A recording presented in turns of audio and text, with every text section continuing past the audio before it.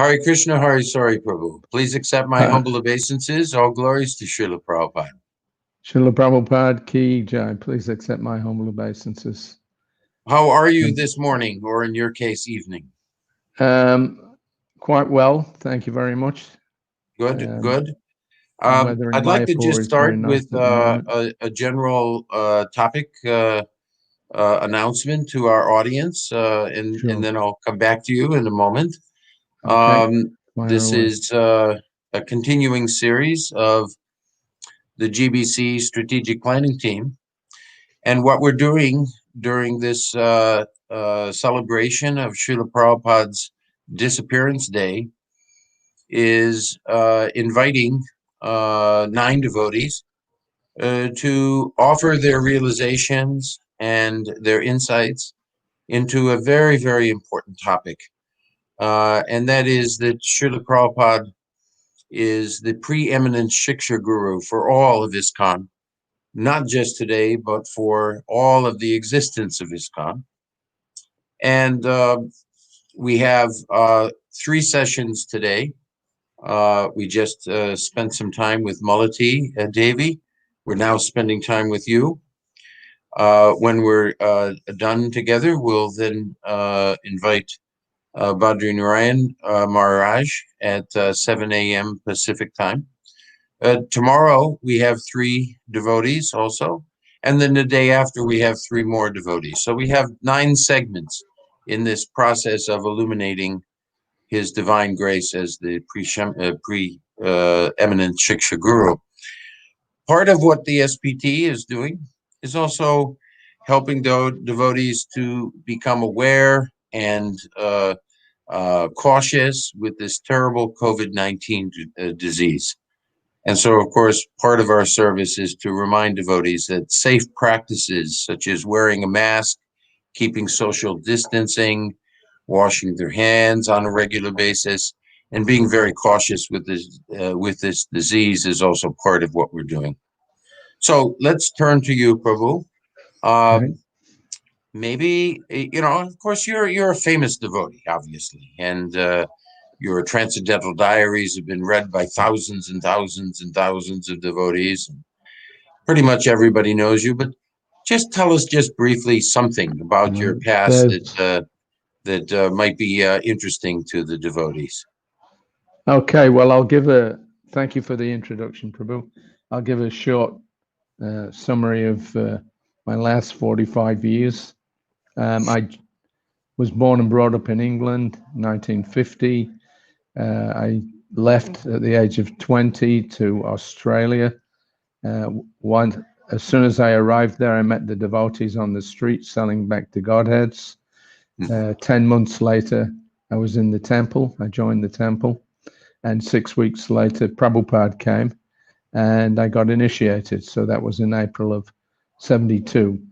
Since then, I've done a variety of services. I was fortunate to be in the right place at the right time when Prabhupada came to Delhi in November 1975. I was asked to do his massage. That later on extended to the full servant's duties, and I spent 16 months with Srila Prabhupada traveling on it was his last world tour, and we had about a year here in India. At the in March of 1977, Prabhupada sent me back to Australia, and a month later he made me the GBC there. And I did that service for about 7.5 years, up until the mid-80s. After that, I've done a variety of services. I think the most significant one that I did, apart from writing about my experiences, and I was keeping a diary whilst I was traveling with Prabhupada. So as you say, it's been fairly widely circulated. So I worked 4 or 5 years on that. I came to live in Mayapur in 1996 on a permanent basis. By Krishna's grace, we're still here, so I'm happy about that too. In 2009, we started a project in Calcutta the Bhaktivedanta Research Center, and that's running very well. Now it's supervised by devotees, scholars from Mumbai and other places. Me personally, because of health reasons, I had to give up the management of that project, but I'm still there as a trustee. So that's going on. And in the meantime, this last year, I've been working on a second diary that I was keeping just for the month of October of 1977, which, as you know, was the last 6 weeks that Prabhupada spent in Vrindavan. So I was there for 1 month from the end of September to near the end of October. I was back in Australia when Srila Prabhupada physically left the planet. But of course, life goes on, and Prabhupada gave us all the facility and instructions that we need to continue the work of expanding Lord Chaitanya's movement as far and as wide as possible. Prabhupada's ambition was that the whole planet would become Krishna conscious. So we've got plenty to keep us going for the next few lifetimes. Very nice. Thank you so much for that. It would just take 1 second more on the Bhaktivedanta research. This project is tremendous. And correct me if I'm wrong. At this point, you have what, 6,000 or 7,000 manuscripts of previous acharyas and their writings, and as part of that library? More than that, about 18,000. 18,000. Well, different varieties of books and manuscripts, etc. We have several hundred manuscripts that we went to small temples and other places, libraries throughout Bengal and Orissa. Much of the material that they have is rotting away. There are instructions from Prabhupada in 1972 to photograph as much as possible all these old writings. So we've tried to do that. And Prabhupada also said that he wanted a first-class library in Bombay, because he said the scholars can come and study Gaudiya Vaishnavism, become expert, and then they'll become devotees. And then from them becoming devotees, they'll have more influence in convincing both the academic community and the general public that Lord Chaitanya's movement has all the information that's required to become a full, make our lives a success. So I worked on that for about 9 years because of some health reason. Of course, as I say, I backed off from that management. And now I'm working, I've nearly finished it. I have a 1 volume, which is called Back to Vrindavan, which is based on a second diary that I kept from September 29 till the end of October.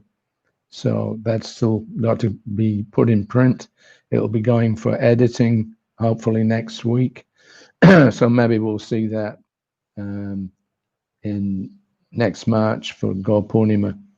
And then after that, I still have 2 volumes of the Transcendental Diary series left to do, and then that'll be it.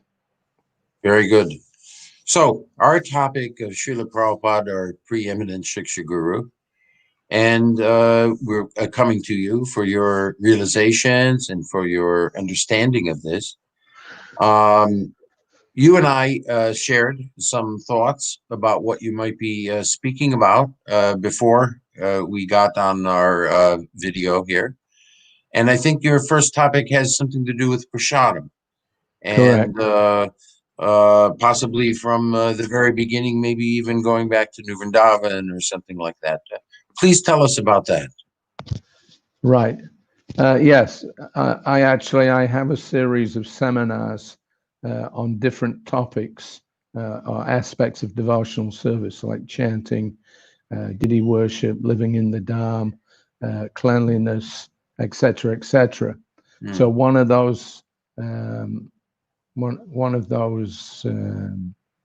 topics is prasadam, and the reason why I got it, I fished it out tonight, is because Prasadam is not just a question of, eating. Prabhupada actually says that prasadam is the yajna, eating prasadam and distributing prasadam is the yajna for this age. So it's a very important topic. Prabhupada's instructions, if they're to be borne out, are based on, these different aspects of devotional life. So prasadam was a very vital part of Prabhupada's preaching, and it's responsible for the success that he had in attracting so many different people from varieties of social life around the planet. So I'm going to read a little bit about this. If you want to butt in and ask questions or tell me that I'm going on for too long, just let me know. But there's one particular verse from the Madhya Lila, chapter 3, which has always struck me as being very important for all the members of Prabhupada's society. So this is text 203. Acharya Shraddha Bhakti Griha Sampada Dane Sakala Safala Hayala Prabhura Aradane. Excuse my pronunciation. So the translation of that is that in this way, all the opulences of Advaita Acharya, his faith, devotion, home, riches, and everything else, was successfully utilized in the worship of Lord Chaitanya Mahaprabhu. Now, in the purport, Prabhupada brings in this aspect, prasadam. He says, if one has the proper means and wealth, he should occasionally invite the devotees of Lord Chaitanya who are engaged in preaching all over the world and hold a festival at home simply by distributing prasadam and talking about Krishna during the day and holding congregational chanting for at least 3 hours in the evening. This procedure must be adopted in all centers of the Krishna Consciousness movement. Now, the next paragraph has always struck me as being very, very significant. Prabhupada goes on, he says, one should worship Lord Chaitanya Mahaprabhu and his 4 associates, the Panchatattva, by distributing prasadam and holding congregational chanting. Indeed, that yajna, or sacrifice, is most recommended in this age of Kali. In this age, other yajnas are not possible to perform, but this yajna can be performed everywhere and anywhere without difficulty. So it's interesting, Prabhupada says that prasadam distribution is the yajna for this age, along with alongside of chanting. And of course, we know that that's how Prabhupada began the whole movement, not by necessarily giving so many lectures, but by attracting people through the tongue. So Prabhupada, when I traveled with Prabhupada, he often mentioned about the early days when they were living in 26 Second Avenue, and how things developed on the basis that Prabhupada's main function was at that time to cook a nice feast every week and do the cooking during the day, every day, and about 15 or 20 men would come and join him just to eat. Then Prabhupada says that when they got purified a little bit, then he started giving more and more philosophy, and things grew from there. So this is June the 21st, 1976. Prabhupada was headed for New Vrindavan. You were at the beginning, you mentioned that. So that's the one I started with.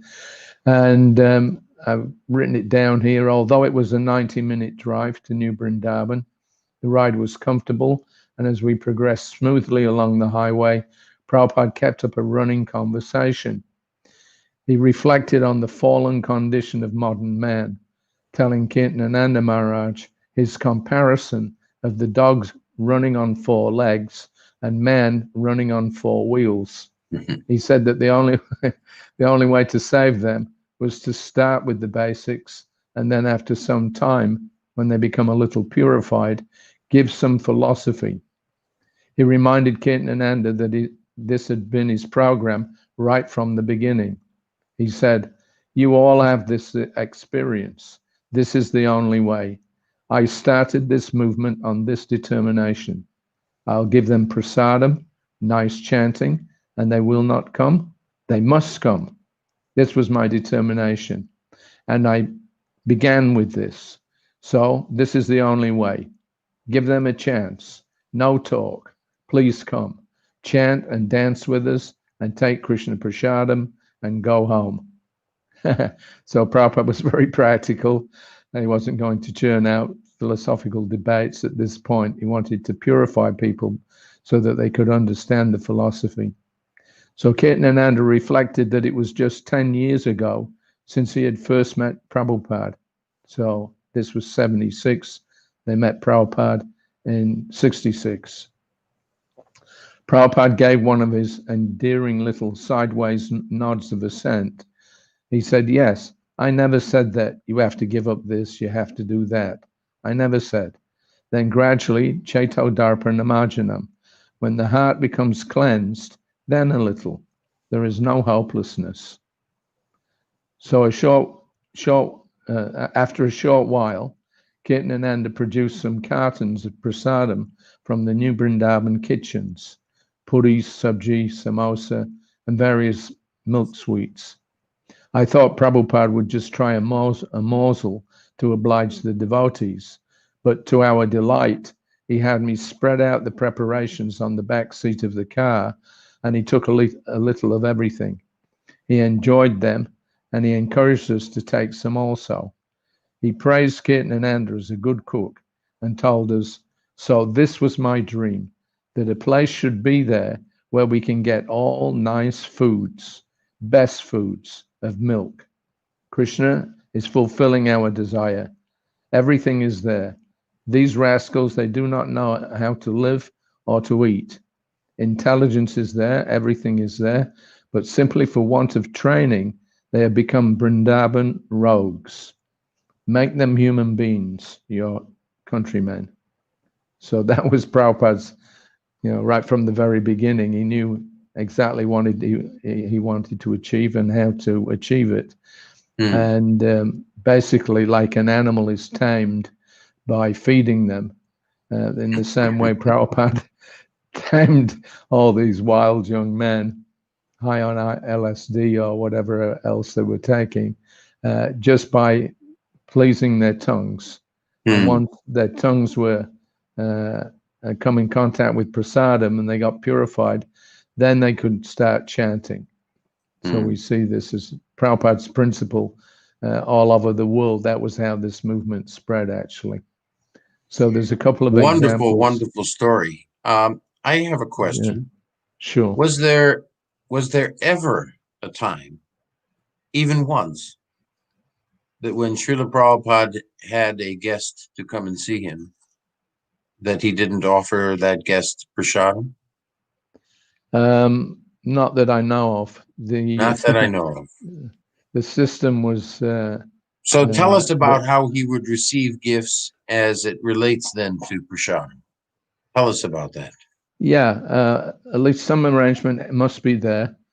So at least in India, there was always some darshan in the afternoon. Indian people are familiar with that. Prabhupada would sit in his room and entertain people with talks on philosophy for maybe 1, 2, or even 3 hours sometimes. And that was one of the first services that he gave me personally, was to sit at the door with a jar full of pera. It's a sweet that I think Vrindavan is especially noted for. And anybody that came in or went out, Prabhupada insisted that they had to be given this sweet to take with them. So prasadam was very much a part of his preaching there. And if we didn't have some stock there to hand out to the guests, Prabhupada would be very not pleased, let's say. So that was an important part of his preaching, was everybody must get at least some prasadam, even if it's a small sweet, because A discussion of philosophy, it can be easily forgotten, but prasadam will always act to purify the person. So prasadam distribution is also in accordance with Vedic etiquette, that a guest must always be offered a place to sit and a little refreshment, no matter who he may be. So as always, Prabhupada was the perfect host in holding these darshans. Now there's one darshan that he had in Mayapur. All the devotees had come from the west and other places to attend the festival. And so in the afternoons, that people would gather up in Prabhupada's rooms, eager to get as much association with His Divine Grace as possible. Many have worked hard all year round, selling books and doing other temple duties. And their visit to the Holy Dham, and especially the opportunity to see Srila Prabhupada, makes it all worthwhile. So March the 12th, this evening, this evening was no exception. The atmosphere could not have been more congenial. Prabhupada was very relaxed and enjoyed the company of his faithful disciples. He is always aware and deeply appreciative of the sacrifices that they are making on his behalf. Although he is our spiritual master, our instructor in every aspect of life, his dealings with us are full of respect and compassion. A few minutes with Srila Prabhupada can change anyone's life. Someone brought in some sweets to be handed out, so I put them to one side. Prabhupada glanced over, concerned as ever that his guests should receive a little prasadam. "Oh, you are not distributing?" he said. So I said, "Well, there's so many devotees, I thought I would give the sweets out when everybody leaves." "They will never leave," Prabhupada said, laughing. And all the devotees cheered, "Jai Srila Prabhupada." So even a few simple words from him are enough to completely capture everyone's heart. So that was, as I say, mainly in India, but sometimes in the West as well.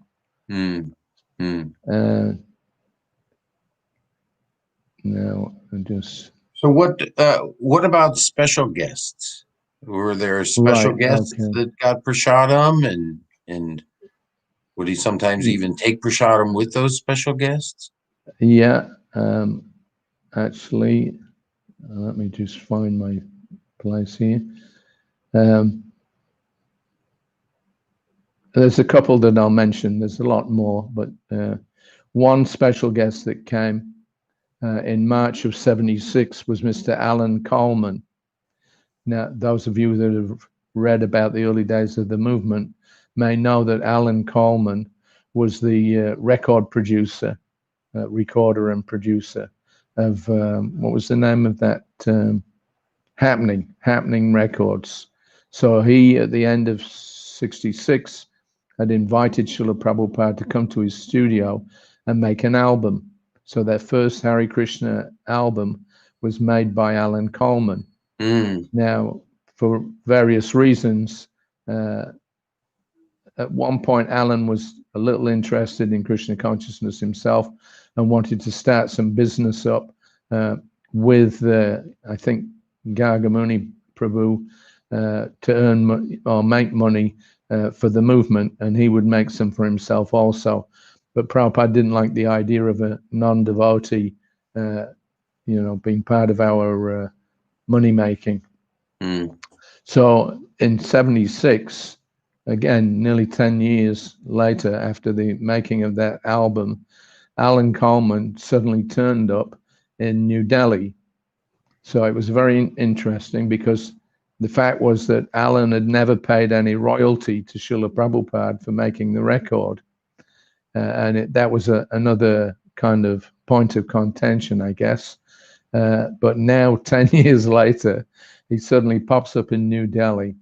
So an unexpected visitor turned up in the afternoon, Mr. Alan Coleman from New York. He produced Prabhupada's first Hare Krishna record in 1966. He arrived with a lady friend, and at long last, he gave Prabhupada the royalties from the record's sales. They amounted to about 1,70,000 rupees, to which he added a personal donation of $2,000. Although not a devotee, it was obvious that he has great admiration and respect for Srila Prabhupada. And Prabhupada, in turn, was very happy to see him, greeting him as an old friend. He had his guests sit while we fed them sumptuous prasadam. As they ate, Prabhupada chatted very amicably with them and would not let them go until they had eaten everything. He smiled brightly all the while, clearly delighting his guests. He is expert at entertaining and encouraging people to increase their devotional service to the Supreme Lord. So that was Alan. Another well-known guest, probably the most famous person on the planet at that time, was George Harrison. So in the summer of '76, George came to visit the manor. Prabhupada had written him a letter saying that I'll be there at such and such a time. It would be a pleasure to see you. So George agreed. When Prabhupada first arrived in London in July, he was quite sick for 2 or 3 days. He spent most of his time resting in bed. He got a very flu condition, and it really knocked him down. So on July 26, that was the date set for George's visit. And Prabhupada had called me in the morning. He said, "When I'm staying in bed, but when George comes, you wake me up." So I thought, when that happens, Prabhupada will get out of his bed and come into the sitting room to receive George. But actually, he was still feeling quite ill. And so he was resting in bed when George arrived. There's a standing rule that Srila Prabhupada is never to be woken for any reason. But for George, Prabhupada made an exception. I went into the bedroom and informed him that George had arrived. "Yes, bring him in immediately," Prabhupada said. And then, rather than come to the sitting room, he sat up in bed to talk to George. When he entered, Prabhupada had a seat brought for him and instructed us to feed him some prasadam. So the ladies had cooked a big feast just for George. So Prabhupada had them all come into the bedroom. George was sat down on the floor, cross-legged, with a small table in front of him. And then they served him out all the preparations under Prabhupada's direct supervision. So some of the senior men were there. Mukunda was there, Gurudas was there, Balagopal was there, Dhananjaya and others. I hope I'm forgiven for not mentioning everybody. So Prabhupada engaged him in a light conversation as they ate. And that was a technique that Prabhupada had. When you're eating, you don't deal with any situation or talk which causes anxiety. The idea is that when a person eats, he should be meditative, he should be calm, and then his digestive system will work properly, and he should not be disturbed. So Prabhupada was very good at just bringing up light conversation as they ate, and at the same time he was supervising the serving of the prasadam. So noting which preparations George had a taste for, he told us to give him more. At the same time, he kept him at ease with sweet words. "Hare Krishna. Oh, you give him 2 more samosas. He likes them." "Yes. And all the boys and girls," he told George, "are so nicely qualified for Krishna's service." So George expressed pleasure at seeing his old friends. "They're looking better and better off every time. It is nice for me to see Gurudas," George said. "He's turning into a mountain." He was quite portly by that time, by the grace of Prasadam. So George ate steadily, with Prabhupada ensuring that he had enough. When he offered more samosas, George laughed. "No, I've got plenty, thanks." So Prabhupada also laughed. "Prasadam, we can eat it up to the neck. There is no harm. You will never get indigestion. You have got some fruits?" Prabhupada continued to encourage him, offering cauliflowers, mango drink, and other preparations. "Just take a little. George was doing his best, responding warmly to Prabhupada's hospitality. I can't finish, he laughed. He said that he had been sick with jaundice recently, and he had turned yellow, and his liver had been affected. He thought that he had contracted it from eating Chinese takeaway food. Prabhupada advised him to cook simple foods for him, just for himself. So as the conversations want to do, theirs meandered from one subject to another. Prabhupada mentioned our growing number of Govinda's restaurants, and he asked George if he had met Ambarish. At that time, Prabhupada had met Ambarish and Shrutakirti Prabhu about starting up a new restaurant in Boston, and Prabhupada very much encouraged him to do that. Eventually, it didn't get done, but that was his idea. And he wanted restaurants all over the planet so that people would eat the prasadam and be purified. So Prabhupada also filled him in on the successful New York Ratha Yatra. We had just come from New York. They had the first Ratha Yatra there. Prabhupada was extremely pleased with that. So Prabhupada also told him about the Mayapur project. He said, we are just attempting a big planetarium in Mayapur. We've asked the government to acquire land, 350 acres. Good news is, of course, that after a visit from the chief minister, he asked 700 acres for our project. That's been given a special exemption. So this time in 76, Prabhupada was after 350 acres. We ended up getting twice as many. So that negotiation is going on, he told George. We shall have a Vedic planetarium. Gurudas furnished some of the details. The planetarium will be 350 feet high and show the cosmology of the spiritual world. Prabhupada added, the construction will be like your Washington Capitol, like that. What, a big dome? George asked. Yes, Prabhupada said, estimated 8 crores of rupees. Then Prabhupada offered him some more dal and fruit. George was grinning as he said, oh, very good, fantastic.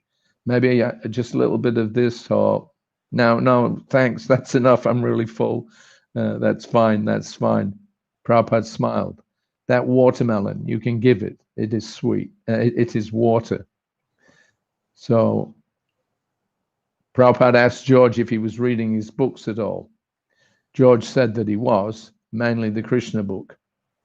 Mukunda gave me the new books, he said, but there's so much in them. There's just so much to read. I don't know how anybody could have written it. It's difficult enough just to read it. Prabhupada acknowledged his appreciation. He said, sometimes they are surprised how one man can write so many books, but it is Krishna's grace, he said humbly. Otherwise, it is not possible. For a human being, it is not possible.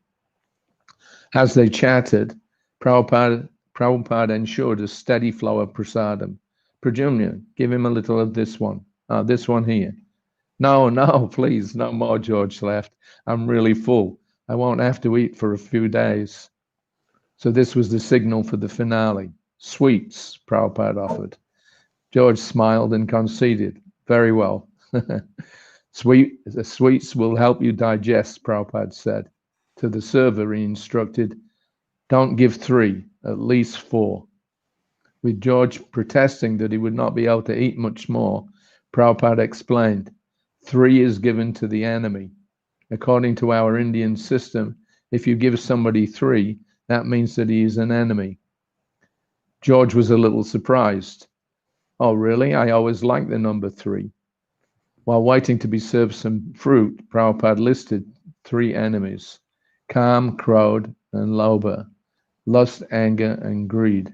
But there's a lot of good 3s, nice 3s, George said. Prabhupada agreed. Yes, just like Brahma, Vishnu, and Maheshwar, and 3 worlds, Shankar, Martya, Padma, Trinity. So these are nice things. So Prabhupada made one point, but he wasn't going to push it or argue about it. He immediately agreed with his guest's observation as well. So George gallantly tackled the sweets. As he downed one final one, he declared, My compliments to the chef. While we cleared away the small tables and pots, Prabhupada thanked George for coming. He said, I am so very much pleased that you have taken so much trouble to come here. So that's what we've got for special guests. But you can see how Prabhupada used prasadam as a tool for preaching. Yeah, wonderful. Yeah, he was so expert. And, so let's shift to current day. Today's ISKCON. And yeah.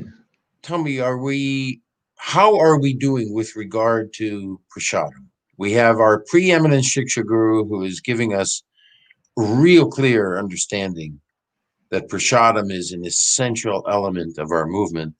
Are we doing well? Are we sometimes not? Where are we at with prasadam? How are we doing in terms of following Srila Prabhupada's example? Right. I'm just going to jump ahead on my notes here a second.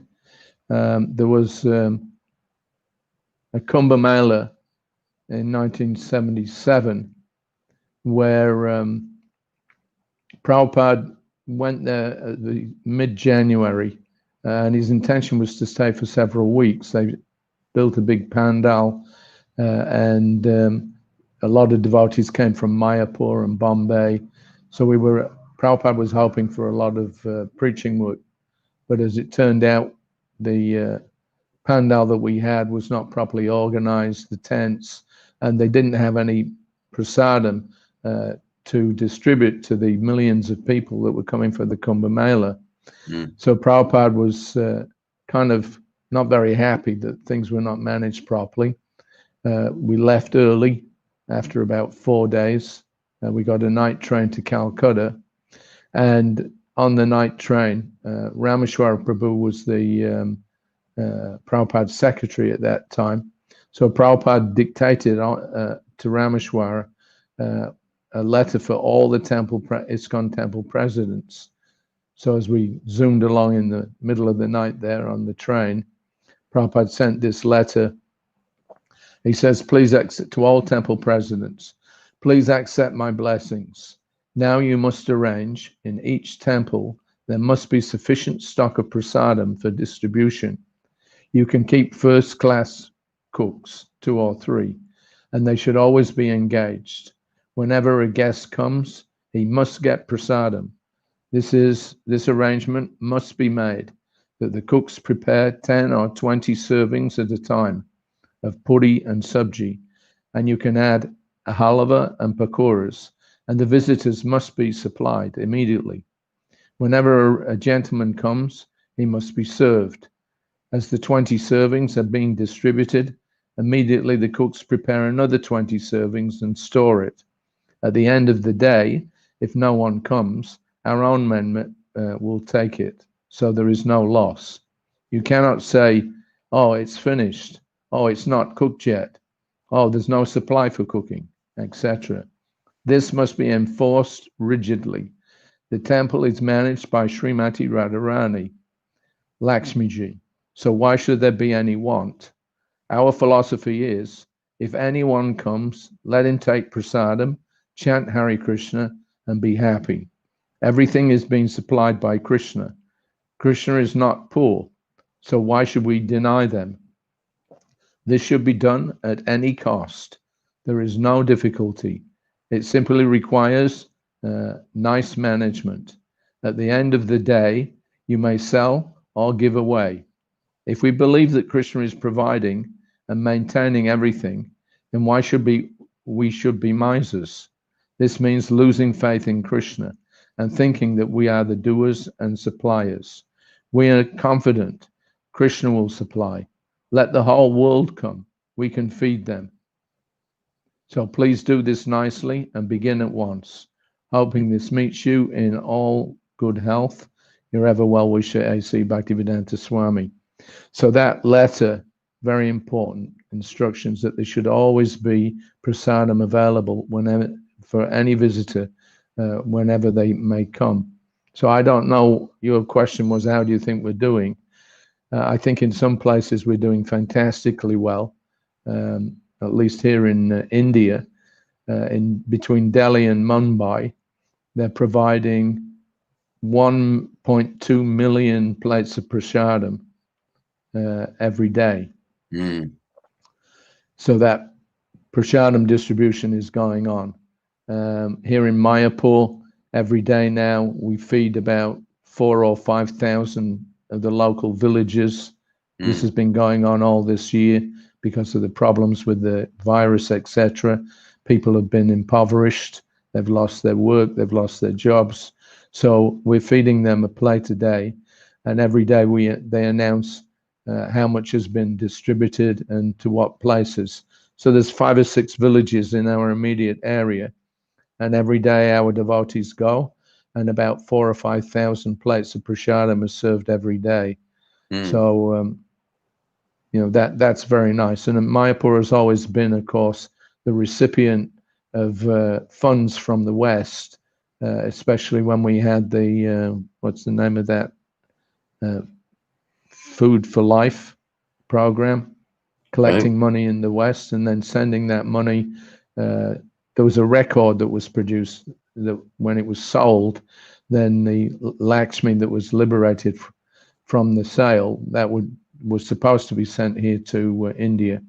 And especially here in Mayapur, Prabhupada wanted sumptuous, or at least some kind of prasadam must be served to all our guests.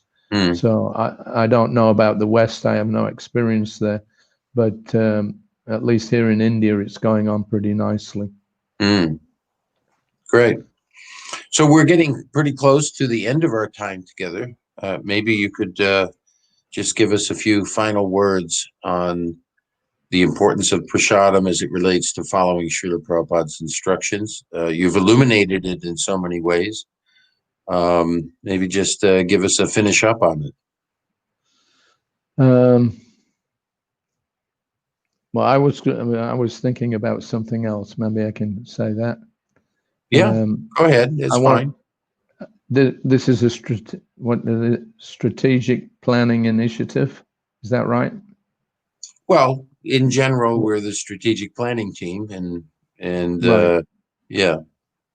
So I do want to say that when you first started this restructuring or re-education, or you like, or improvement of ISKCON by the SPT, is it? That's right. I was quite cynical. I was in America at the time, I think, and I read some proposals, that the GBC should take up reorganizing what they were doing, and I was quite, kind of cynical that it would. I thought it was just going to be a lot of talk and nothing else, as we'd already seen for years and years, with no improvement. About 4 or 5 years later, I was in Bombay, and you were having your meeting with the GBC and your SPT team. And I was actually quite shocked to see the mood of cooperation and the attitude of the GBCs in being eager to learn how to improve their preaching. I remember when I was on the GBC, there was not one day that went past in our meetings when somebody didn't get upset, start shouting at everybody, and stomp out of the room, only to return later on in the day with their heads down, of course. We even had a wax candle. In those days, it was popular amongst some of the temples to sell this paraphernalia. Yeah, candles, right. Candles. So we had them in Australia, and I brought to the GBC meetings one year, I think maybe 82. I brought one of these candles in the shape of a dog, and whenever anybody got, too energetic in their discussions, we would give them the Mad Dog Award. So we've come a long way since then, thank God. GBC meetings in those days were quite you know, let's say they were the opposite of subdued.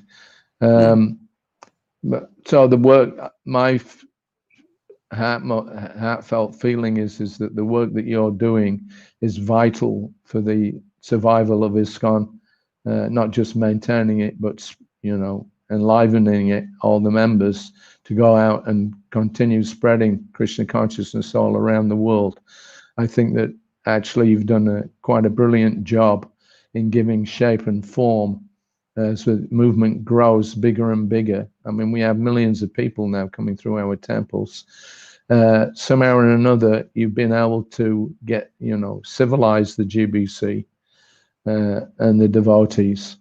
And it's really impressive. I really think that Krishna's working through the SPT to make sure that this movement doesn't collapse and crumble away. It's played a vital role. I think the role is going to increase, just like this seminar that you're doing now, or these interviews that you're doing now. These are very, very important, that devotees understand, you know, where we're coming from, what we have to do, and where are we going.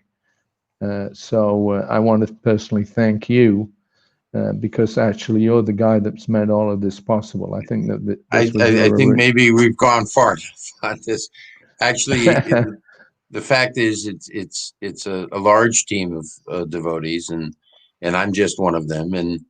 And second is that you know, we're very grateful to the GBC that they are engaging us and allowing us to do some service that might be helpful.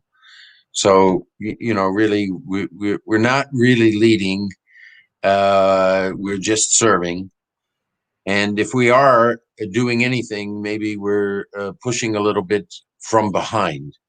You know, His Holiness Bhakti Churu Maharaj would often say that the strategic planning team doesn't lead us. We have always taken the attitude that we push from behind. So that's our position. We're behind, not in front. Well, whatever we have run out of time, Hari Sauri Prabhu, and we have another session coming up at 7. So I want to thank you so much for illuminating this topic and speaking so nicely. It's been really wonderful spending time with you. And of course, personally, the nice comments that you offered. Yeah, I feel the best thing to say is all glories to Srila Prabhupada. Yes, it's Prabhupada's mercy that we're all pushing on with. So, yeah. All right. So thank you very much. Thank you so much. Happy to speak. Hare glories Krishna. To Srila Prabhupada. Hare Krishna. Jai Srila Prabhupada ki jai. Jai.